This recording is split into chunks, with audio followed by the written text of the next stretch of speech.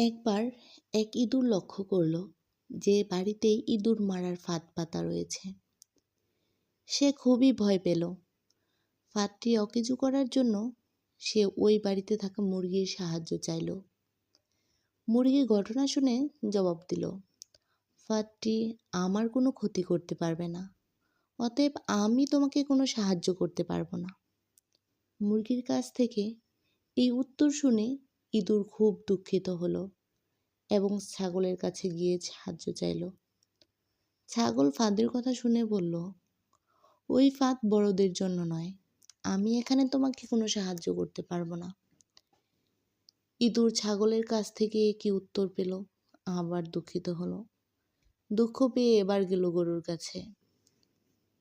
সবকিছু শুনে গরু বলল, ইঁদুরের ফাঁদ আমার মতো বড় প্রাণীর কোনো ক্ষতি করতে পারবে না। যা আমার কোনো ক্ষতি করতে পারবে না, তাতে আমি কেন সাহায্য করতে যাব। ইঁদুর শেষ পর্যন্ত নিরাশ হয়ে তার ঘরে ফিরে এলো। রাতের বেলা বাড়ির কর্ত্রী অন্ধকারের ভিতর বুঝতে পারল যে ফাঁদে কিছু একটা আটকা পড়েছে। অন্ধকারে ফাঁদের কাছে হাত দিতেই উনি হাতে কামড় খেলেন এবং দেখলেন ফাঁদে ইঁদুরের পরিবর্তে সাপ আটকা পড়েছে। তার চিৎকারে কর্তার ঘুম ভাঙল। তাড়াতাড়ি ডাক্তার ডাকা হলো। চিকিৎসা শুরু হলো, কিন্তু অবস্থা মোটেই ভালো না। পথ্য হিসেবে ডাক্তার মুরগির স্যুপ খাওয়াতে বললেন।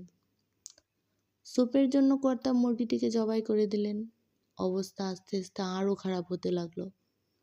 দূর দূরান্ত থেকে আরও অনেক আত্মীয় স্বজন আসতে লাগলো। বাধ্য হয়ে কর্তা ছাগলকে জবাই করালেন আপ্যায়নের জন্য। আরও ভালো চিকিৎসার জন্য অনেক টাকার দরকার হলো।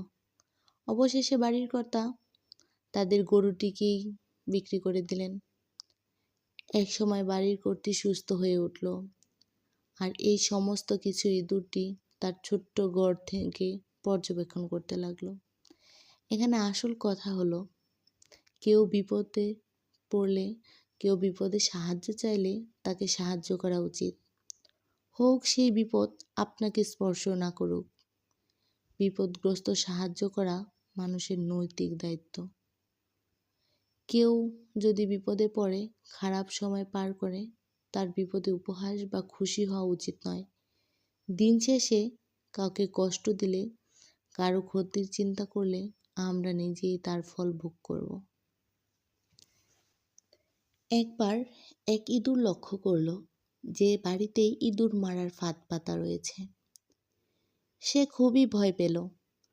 ফাঁদটি অকেজো করার জন্য সে ওই বাড়িতে থাকা মুরগির সাহায্য চাইল।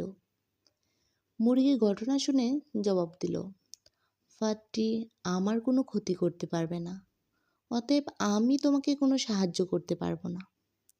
মুরগির কাছ থেকে এই উত্তর শুনে ইঁদুর খুব দুঃখিত হলো এবং ছাগলের কাছে